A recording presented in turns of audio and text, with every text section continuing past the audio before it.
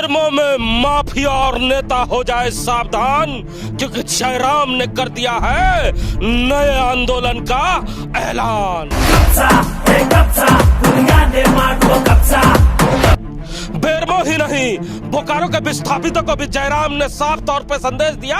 और कहा कि बोकारो के विस्थापित बोकारो के क्षेत्र में जहां भी कब्जा बीएसएल नहीं हटा पा रही है और बीएसएल के क्षेत्र में जो भी जगह खाली है उस पे कर ले विस्थापित कब्जा। हम सेल को भी कहेंगे, सेल में जो बोकारो के लोग हैं, जब वहाँ खटाल बसा है और कोई कुछ नहीं कर पा रहा है, तो सेल के जो विस्थापित 19 गांव के लोग हैं, 84 मौजा के लोग हैं, पूरा गांव 10,000 5,000 लोग जाएं और जो जमीन खाली वहाँ कब्जा करें। जयराम के ऐलान के बाद सीसीएल ने जारी की चिट्ठी। सीसीएल की चिट्ठी के बाद मचा हड़कंप।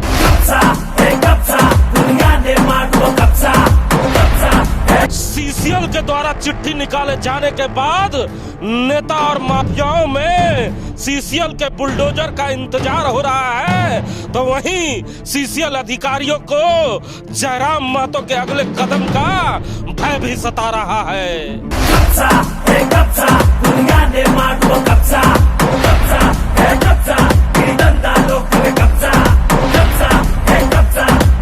आंदोलन के नए तरीके का इजाद कर जयराम ने नेशनल मीडिया में भी बटोरी अपनी सुर्खियां। मामले को हम बिल्कुल नेशनल मीडिया तक पहुंचाने के लिए किए थे, नेशनल मीडिया तक ये मामला गया है, ये मामला पूरे राज्य में पूरे जिले तक गया है। इस मामले को हाईलाइट करना मेरा मकसद था।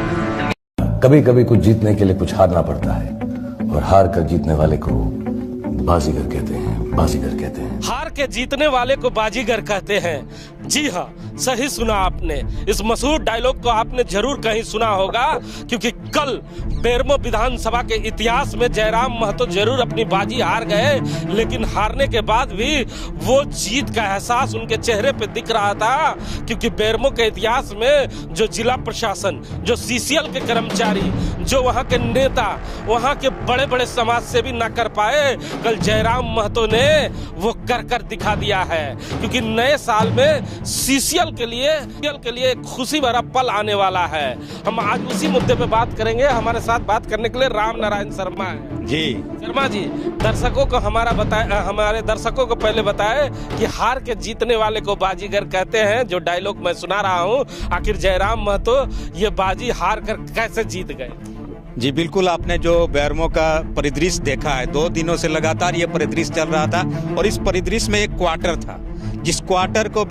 जयराम महतो के समर्थक जबरन कब्जा करना चाह रहे थे, और उसको लेकर जिला प्रशासन, सीसीएल प्रबंधन, कई प्रकार की चीजें सामने आती है। हालांकि उस क्वार्टर पर जयराम महतो कब्जा नहीं कर पाते हैं। स्ट्रेटजी के तहत उन्होंने ये भी बताने का प्रयास किया कि हमने तो इंटरनेशनल मीडिया को इस सच्चाई को सामने लाने का काम करने के लिए स्ट्रेटजी रचाई थी, लेकिन क्वार्टर कब्जा नहीं कर पाने को हम उनकी हार मान सकते हैं। लेकिन उस हार के बावजूद उन्होंने जिस सच्चाई को सामने लाने के लिए ये सारा कुछ प्लान तैयार किया था, उस प्लान में वे जीत गए, और इसीलिए हम लोग कह रहे हैं कि जयराम महतो बेरमो में हार कर भी इस प्लान के तहत जीतने का काम उन्होंने किया है। बेरमो में तो कई माफिया, कई राजनीतिक पार्टी के लोग अभी खुशियां मना रहे होंगे, नए साल का जश्न मनाने की तैयारी कर रहे होंगे, लेकिन जयराम महतो ने लगता है उनके मंसूबे पे पानी फेर दिया है इस बार। जी बिल्कुल, कुछ ऐसा ही नजर आ रहा है कि उन लोगों को ये लगा नहीं होगा कि इस तरह का कोई प्लान या प्रोग्राम बेरमो की धरती में आने वाला है। लेकिन जयराम महतो ने जो करके दिखाया, और सीसीएल वर्षों से चाहता था कि इस तरह का कोई मुद्दा बहुत हाई प्रोफाइल मुद्दा बने कि उनके जो 5,000 से ज्यादा क्वार्टर अवैध कब्जे में है, उन क्वार्टरों को किस तरह खाली किया जाए। वे लगातार नोटिस जारी करते थे, लेकिन क्वार्टर खाली नहीं होते थे हिमांशु जी। लेकिन अब कल के बाद जो हाई प्रोफाइल मामला ये बना, उसके बाद सीसीएल के कर्मचारियों के लिए तो बड़ी राहत की बात होगी कि चलिए, हमारे मुद्दे को किसी जनप्रतिनिधि नहीं, जनप्रतिनिधियों के खिलाफ कहिए या जो कब्जा करने वाले लोग हैं उनके खिलाफ आगे कर दिया है। तो अब वैसे लोगों के लिए बड़ी सहमने वाली बात होगी, डरने वाली बात होगी, जिन्होंने बेरमो में और सीसीएल के क्वार्टरों में अवैध कब्जा कर रखा है। इसलिए नया साल लाइव के दौरान उनके समर्थक बार बार नेताओं का नाम भी ले रहे थे कि किन किन नेताओं ने साथ कमरा रख लिया है, किन्हीं ने साथ क्वार्टर रख लिया है, कोई विधायक का खास आदमी है, कोई सांसद का खास आदमी है, कोई मंत्री का खास आदमी है, कोई समाज सेवी है। मतलब ये वो लोग हैं जो समाज में ये कहते हैं कि हम समाज सेवी हैं, समाज के उत्थान के लिए हम आगे आए हैं, हम आपका जनप्रतिनिधि हैं, कानून का हम पालन करते हैं जी। तो ये जो जनप्रतिनिधि हैं जो समाज चलाते हैं, उन्होंने तो पहले ही नियम तोड़ दिया और पहले ही कब्जा कर लिया जी। बिल्कुल वही चीज मैं बता रहा हूँ कि उन्होंने लोगों के सामने बताते कुछ है, लेकिन अब सच्चाई सामने आ रही है, क्योंकि जो पीछे की आवाजें आप सुन रहे हैं उनमें साफ साफ बताया जा रहा है कि किस अधिकार से इनको ये क्वार्टर मिला, किस अधिकार से उनको ये क्वार्टर सीसीएल ने दिया और कैसे कौन सी शर्त के तहत इन्हें ये क्वार्टर दिए जाते हैं। एक आदमी दबंग किस्म का आता है, उन्हें आप डर से एक एक नहीं 7-7 8-8 क्वार्टर अलॉट कर देते हैं। तो ये जो सच्चाई है अब उन्होंने जो है सामने रखा है और अब लोगों को लगने लगा कि जो उनके जनप्रतिनिधि है, समाज सेवी है, राजनीतिक संगठन है और समाज सेवा करते हैं या यूनियन के नाम पर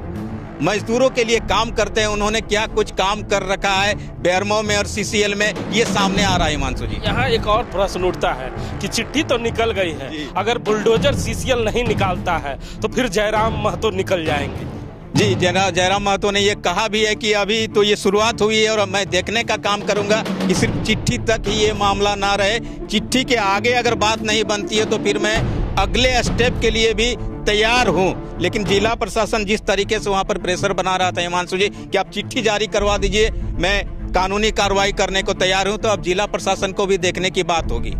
आप भी लंबे समय से पत्रकारिता कर रहे हैं शर्मा जी, आपको ये जो नया तरीका था आंदोलन का कैसा लगा कि एक विधायक, एक माननीय विधायक ही खुद कब्जे करने जाता है, उसके बाद मीडिया कवर करती है, कोई नेगेटिव कोई पॉजिटिव तरीके से चलाती है, लेकिन इस खबर को पूरे राज्य में फैलाया जाता है और जहां पर थू-थू होती है कि बताइए जो माननीय विधायक हुआ करते हैं वो कब्जा करके बैठे हुए हैं, जो पूर्व विधायक हैं वो कब्जा करके बैठे हुए हैं, पूर्व मंत्री कब्जा करके बैठे हुए हैं। तो ये कब्जाधारी लोग कोई और नहीं, ये माननीय जो झारखंड के लोग हैं, जिसके जयराम महतो ने उजागर कर दिया है कि ये जो समाज में जाके कहते हैं कि हम समाज सेवी हैं, आपका जनप्रतिनिधि है, ये जनप्रतिनिधि कम कब्जेधारी ज्यादा लग रहे हैं। नहीं, उन्होंने साफ साफ कहने का काम भी किया कि मैं इसी को सामने लाने के लिए सारा कुछ प्लान रचा था, क्योंकि लगातार लोग बताते हैं कि हम ये हैं, हम ये ऐसे हैं, हम लोगों की सेवा के लिए मैदान में उतरे हैं, मजदूरों की सेवा के लिए उतरे हैं जो यूनियन के लोग कहते हैं, और गरीबों की सेवा के लिए उतरे हैं। तो गरीबों की सेवा करने वाले लोग क्या कर रहे हैं सीसीएल के क्षेत्र में, वो दिखाने का काम उन्होंने किया। और जिसके बाद मीडिया में ये सुर्खियां आती है और मीडिया में जरूर उन्होंने जिस तरीके को अपनाया है उस तरीके को गलत बताया जा सकता है, लेकिन उन्होंने साफ साफ कहा कि संवैधानिक तरीके से अगर काम नहीं होता है तो हम भी वही तरीका अपनाएंगे जिस तरीके को हमें अपनाने को विवश किया जाता है। तो सुना ना आपने, जयराम महतो का इरादा जरूर गलत था, भाषा जरूर गलत था, लेकिन झारखंड की मीडिया जिस तरह से उसे कवरेज कर रही थी, उन मीडिया के लोगों को एक बार बेरमो, बोकारो और धनबाद में आकर देखना चाहिए कि किस तरह यहाँ पर राजनीतिक पार्टियों ने, यूनियन के नेताओं ने, जो मजदूरों के हितैषी बनते हैं, उन नेताओं ने किस तरह कब्जा कर रखा है, उनके लोगों ने किस तरह कब्जा कर रखा है। जो दिन रात मजदूर प्लांट में काम करता है, सीसीएल में काम करता है, बीसीसीएल में काम करता है, जब उसे क्वार्टर नहीं मिलता है तब सीसीएल हरकत में जरूर आती है, बीएसएल हरकत में जरूर आती है, लेकिन इन कब्जाधारियों के नाम सुनने के बाद उनका बुलडोजर और वो पीछे चले जाते हैं। इसलिए हम झारखंड के मीडिया से भी कहना चाहेंगे कि एक बार बोकारो, धनबाद और बेरमो की तस्वीरें दिखाए और आकर इसका सर्वे करे, तब आपको मालूम चलेगा कि ये वही कब्जेधारी लोग हैं जो झारखंड विधानसभा में जाकर आपको बड़ी बड़ी बातें कहा करते हैं, आपको रांची में पहुंचकर आपके ही मीडिया हाउस में प्रेस कॉन्फ्रेंस कर आपको बताने का प्रयास करते हैं कि हम बड़े समाज सेवी हैं, हम बड़े नेता हैं, लेकिन जब जमीन पर पहुंचते हैं तो ये सबसे बड़े कब्जाधारी लोग हैं जिसे जयराम महतो ने कल बेनकाब कर दिया है। अब सबको इंतजार है कि सीसीएल का बुलडोजर कब निकलेगा। अगर सीसीएल का बुलडोजर नहीं निकलेगा तो जयराम महतो का अगला स्टेप क्या होगा, जिसका इंतजार अब पूरा बेरमो के साथ साथ झारखंड कर रहा है।